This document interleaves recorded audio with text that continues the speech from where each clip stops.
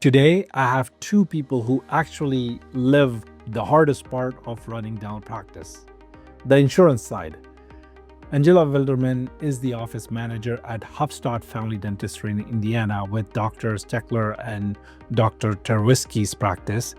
And alongside her today is joining us is also Winona Seals, the front desk lead and the insurance champion who actually brought a new system into their office. So we are not talking about theory today. Today, we are talking to two individuals who do insurance work every single day and who changed how this gets done. If you ever wondered where the time and money really go into a practice, a lot of it runs straight through the desk.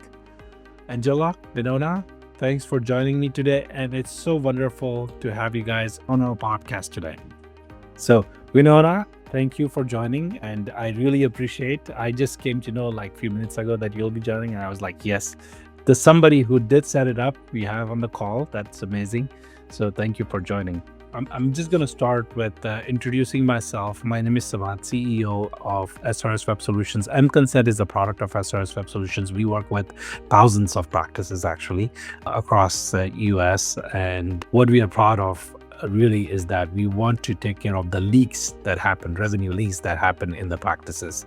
You know, the doctors, the office managers, everybody in the staff is working so hard, but sometimes there are leaks that are present in our practices, and I categorize them into 5 leaks. But one of the major one I feel is the insurance, and insurance can cause a lot of problems, right? And that leak is one of the leak. If somebody can overcome that, I think they're going to save a lot of money in the practice. So I talk about that a lot, and on this podcast, the questions is going to be revolving around that leak.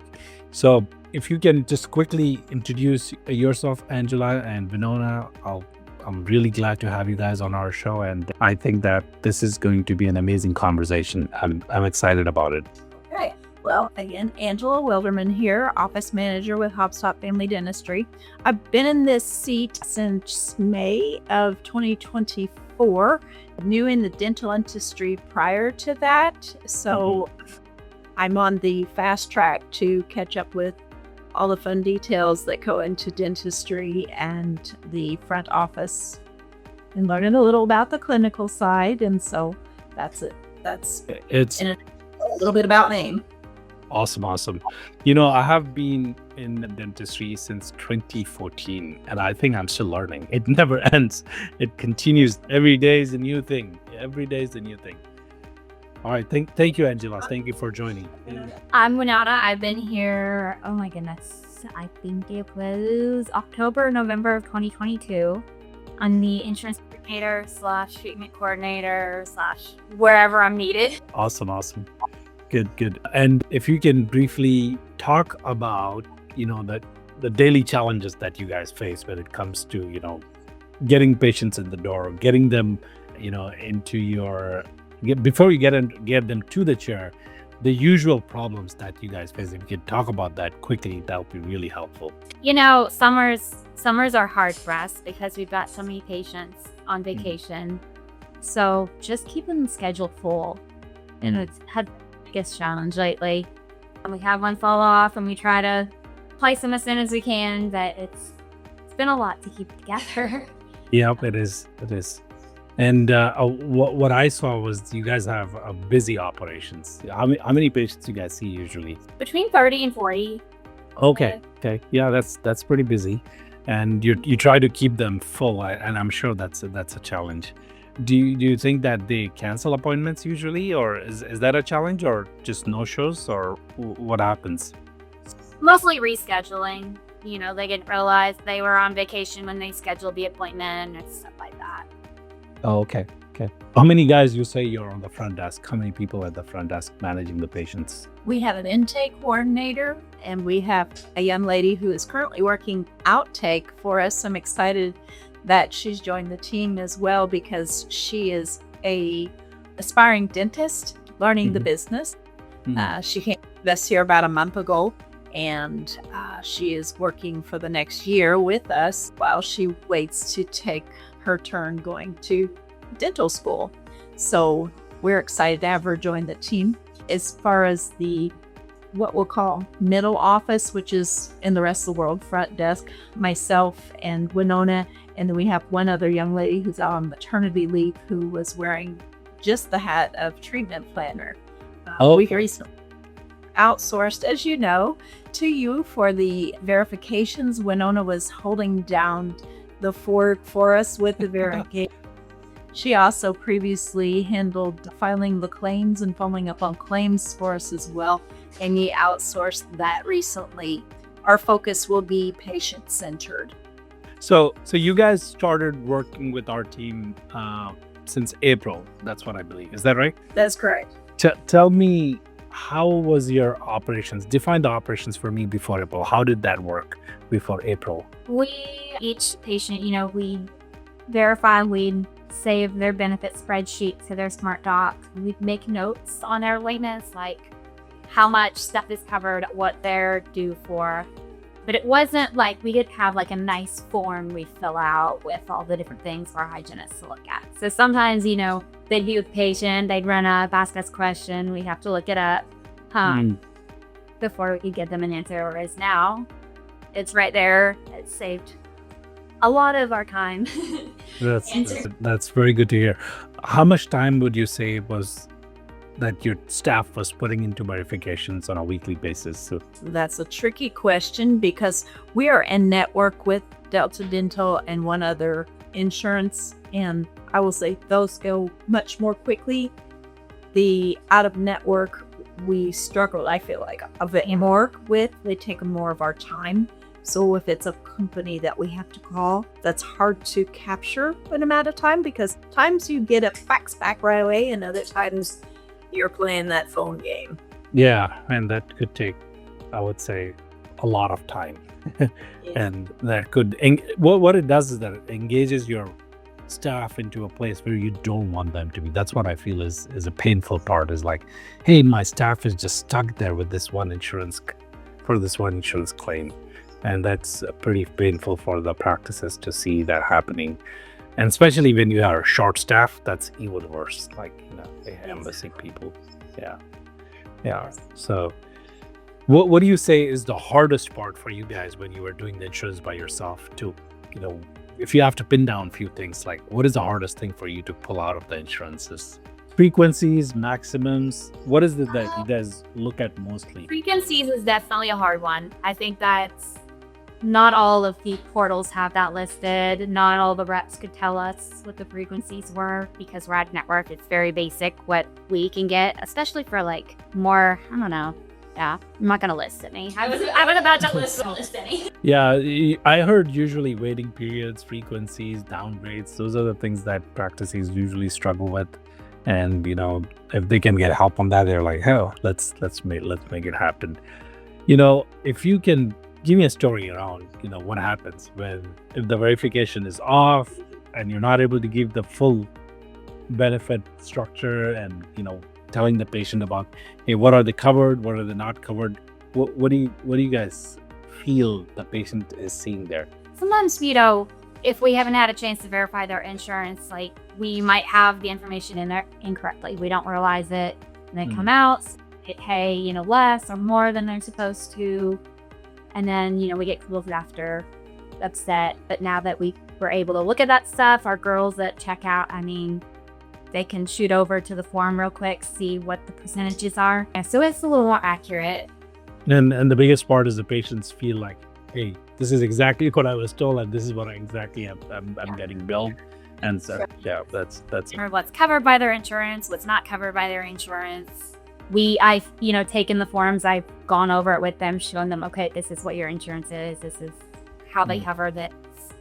This is when you were last had, your x-rays, your exam. Yep, that helps. And, there are definitely a lot of stories when patients doesn't feel good when they don't have full information, but definitely there are also good stories when patients are being given clear information and it's easy for them to say yes or no, whatever that is based on their budget. From this perspective as office manager, you heard Winona speaking here, the information provided by consent and the the time that she's not spending with M-Consent puts her in front of the patient. And I'm witnessing her bloom in her position. I'm seeing really be able to connect with patients, supplying them with information, helping them to understand not only the costs of the treatment, but the treatment itself. I think that's made a huge difference already in just a short time. Oh, really? Patients there, she can then better assist the clinical team to help that patient understand what they have to have done and how they can afford to do it. So Absolutely.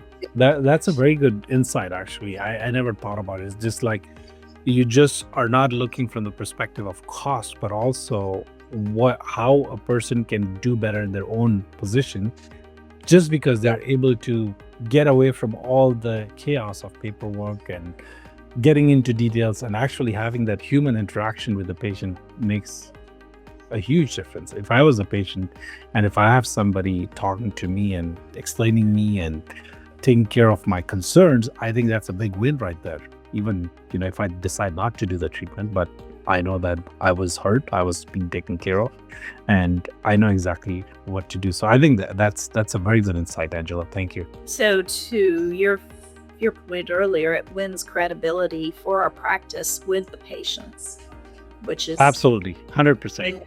on the road, right? Yeah. Because they're going to tell their family and their friends, Mhm. and that's a good thing for our future. Absolutely. Every practice would love to have that one thing in there. When patient comes in, they want to hear one thing. Hey, I really trust you guys. And that trust, I believe, comes from having that clear information right in front of them and, showing them exactly what's covered, what's not covered. And that trust is very hard to earn sometimes if there is a cost of losing that trust, and which is, patient's business and all that. But Sure. well, I think that was very good insight. Thank you. So what do you feel about when patient is now blindsided by that? What does that do to them if they don't know? Because usually people don't think about this, because if I'm a doctor, I'm not in the front usually, and I'm not seeing what's happening. What do you think happens to the patients that doctor should know if all the stuff is not clear? I think, patient doesn't fully understand what the treatment is, what the cost is. They come in, they get it done, and then they're just blindsided by the amount of time it took, or the cost. But now that we have that extra time, we're able to sit down with the patient. We can go over different treatment options, whatever works better for them. We could go over, payment options, let them know how much it's going to cost. They know when they come in the door, everything happen. The information provided through M-Consent is stored in our Smart Docs on Eaglesoft. That information is available for conversation with the clinical team and the treatment planner here. So that consistent information share between the back and the front. And why that's so important is that we're all on the same page, but additionally, there's a amnesia that happens from the chair to the front desk for patients. I've heard this being talked about, reading different things for dental and hearing podcasts and such, but I've witnessed it live and in person over and over again. When you check out, there's just it just floats over. I'm not sure what happened between the chair and here. I know our clinical team is top notch. I know they're getting the information, but that credit card comes out, there's a disconnect there. So when we repeat the things that they've heard in the chair, it's a different perspective, if you will. I think that it's good support to help people to start to grasp what they're working on. They have more time to process it. Yes. After the doctor walks out, they come up, and then you sit down and give them extra time to think about it. That's very good. Do you see people, like our patients, walk out if they fully not understand, what's covered, what's not covered from the insurance perspective? What are they going to pay out of pocket and all that? Do you want to take it? There is some of that, and mainly it's with those out-of-network plans. Like, we can only get so much information, and we try to do it best we can, but there are some times when the patient they'll release more information to the patient.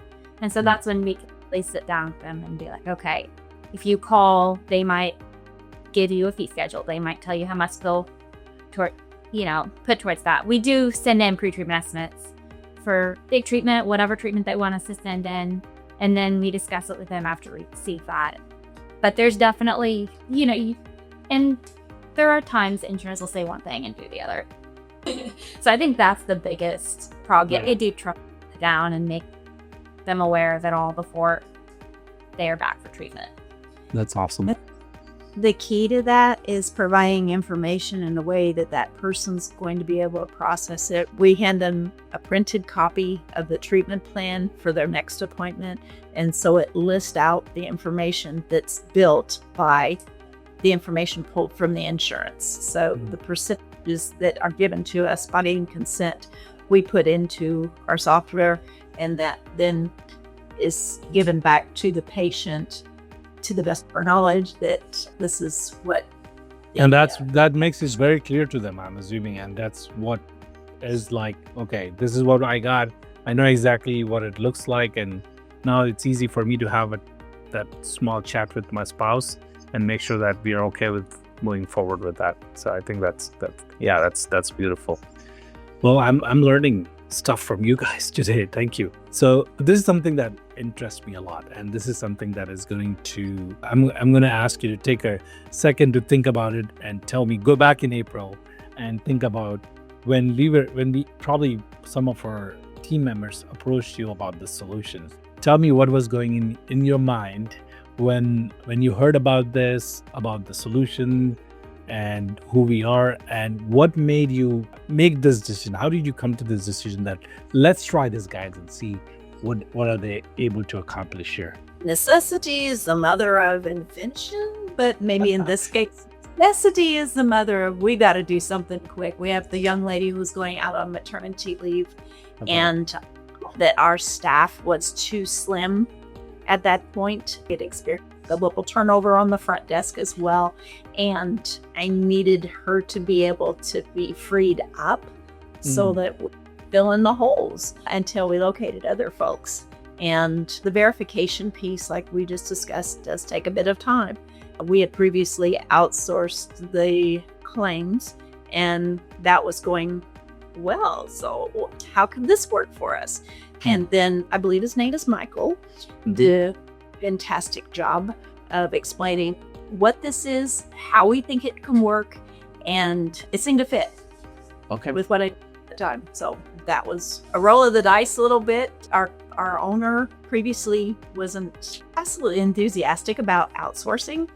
She's a very conscientious, HIPAA compliant owner of the company, and this was a bit of a stretch for her this year that we have engaged with other services, but based on the employee needs and, like you said, the staffing and the best way to use that staffing, it makes sense for us at this time. Awesome. And after getting started with this, is there anything that pleasantly surprised you, or you said like, no, this could be better? I'll go with the pleasantly surprised, and we're going to let her do this could be better part. Okay. And both of them are important for me, just so you know. No sugarcoating on anything. We're good at that. So the format of the sheet with the benefits and the breakdown on it is the best I've seen. Yeah.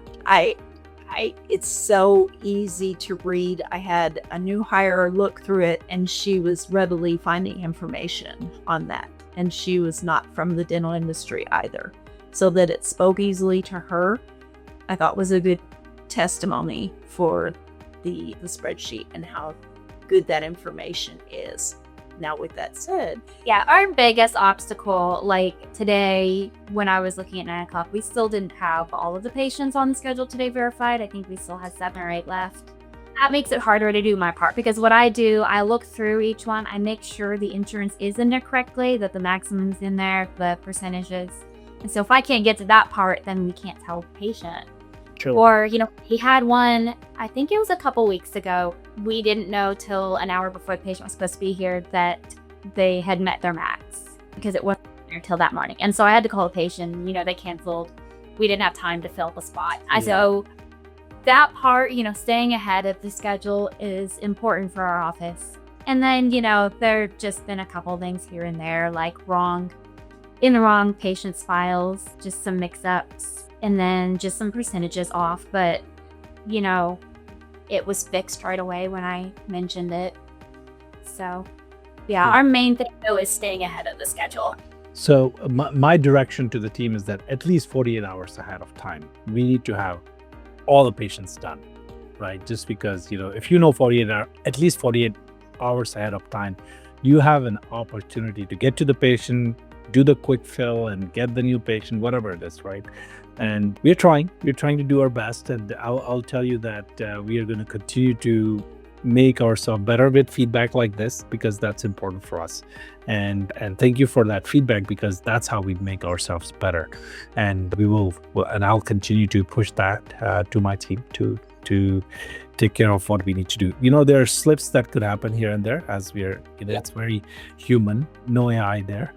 We're still human interaction and humans taking care of that stuff. So we'll continue to push ourselves to do better. So thank you for that. Now, one question that I would like to ask you guys when I was coming into this podcast, which is an important question for me, is there a habit or a rule that you follow now, that since you have our team helping you out, that any front desk staff hearing to this would benefit from? Any habit or any rule that you think is, hey, I learned this and I think this is going to help me? A habit as in a new routine developed? Is that what you're... New or something you learned probably a year ago or 2 years ago, but a lot of people don't do that. Since we've been with M-Consent, I can't say that with our current staffing situation, it's still falling to Winona to translate from the spreadsheet to come into putting the information into EgoSoft. I can't really think of anything that we've changed yet, but that said, the plan, because we have new staff on the front, once I feel that they're at a comfort level with the position and the things that they're doing now, I will open up the communication with M-Consent so that those folks that get scheduled late have to go from the front desk to Winona to M-Consent. We're losing time there. I'd like to see that be a more efficient, direct path. I don't want to put too many cooks in the kitchen when the cooks haven't baked a cake yet. Yeah. Okay. So in the future, I can see that being an answer to that question. I'm not quite there yet. Okay. Is that fair? Okay. That's the first thing that comes on for me. Do you have anything that you can think of? Nothing I can think of, but we've been running back and forth trying to train and do everything. So once everything settles down, we'll probably, once we can take a better look, see how you guys are doing and make up our own plan, I think we'd be able to answer that better in a couple months for sure. Okay. Sounds good. That's fair. What would you advise to somebody who is right now in a similar situation, like a practice, listening to this and saying that, hey, I'm in a similar situation. I'm drowning in this insurance verification. I got to do so much work. What is your advice to them, somebody who's listening to this? Okay, I'll take this one. So if you're drowning, you're going to keep drowning if you keep doing the same thing. To step back, to take the time to work with M-Consent. It did take, what would we have, an hour and a half setup time. It was we had, I think, 3 or 4 from your team on the screen, and you guys firing questions at me so quick through that in short order. So I was impressed. I felt like it was a full court press, if you will, borrowing the sports analogy, from your team to get this set up in short order. I was concerned prior to that call on how I was going to be able to step back, take time to get this set up, because as you set up the new software, you set up a new process, it just takes time. It does. It does. But it was very well orchestrated from your team's efforts, and I appreciated that. So I would tell someone that part, be ready with your information. But I don't know how that could have gone any better than what it did. And I've rolled out softwares previous to this in other past life jobs that were much they were painful compared to this was easy. Okay, good, And- good. That Not flattering you on that. You can ask her. I came out of there and I'm like, oh, that was awesome. Right? The only con we had was setting up the portals. okay. That's task over her. That's the next. Yeah, that was mine. That was I took the next. And so it took a lot of time. I feel like if we'd been able to give you guys the information, like, the tax ID, the NPI, you guys had an email, might have saved a little time, because I think they kept getting locked out and you have to go back in, and it felt like too many hands. Okay. And if there had been, okay, this is the person doing it, they set it up, they know their answers, they know the things, I think that would have been a little bit easier. Same with like a phone number, all the verifications, which we got them set up on our Abbott and with an email and everything. But for a while, things kept going to the wrong places. They couldn't find them. And so that's the only reason I felt would be easier if they had their own way to set it up. It would have caused headaches for them, everybody. Yeah, absolutely. Yeah, thank you. I think that helps. That helps because that is something that I can take this and say, listen, this is what I heard. Tell me what you guys are doing about it, so that the next person is not feeling the same thing. This is the interesting one. What do you think that usually the practice owners, doctors in general, don't understand about the amount of time it takes or the work it takes to do verifications? We're spoiled here. Our doctors really do understand. Good.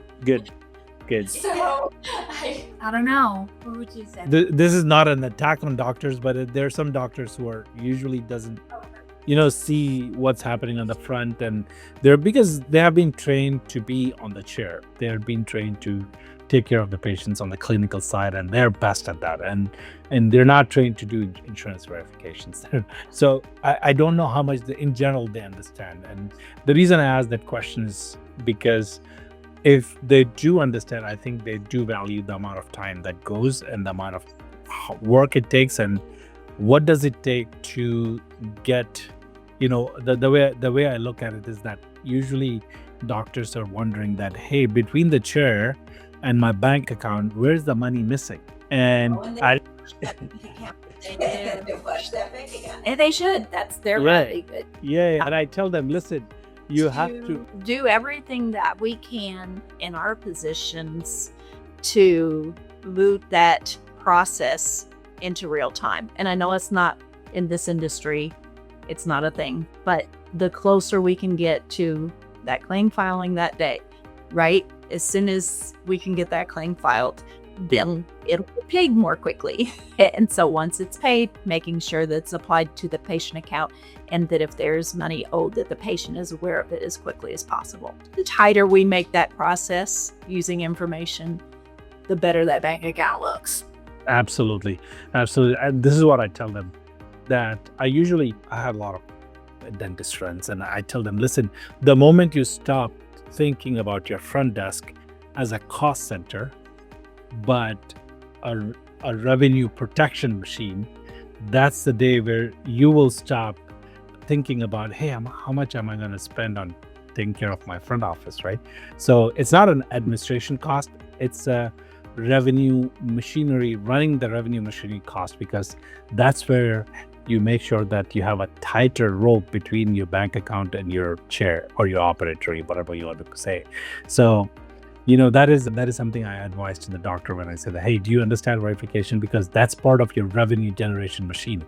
It does tighten the rope between your operatory and your bank account, and it really makes sense to make the life easier for the front offices. And today I still see hundreds and hundreds of practices struggling in same things, every day, same thing.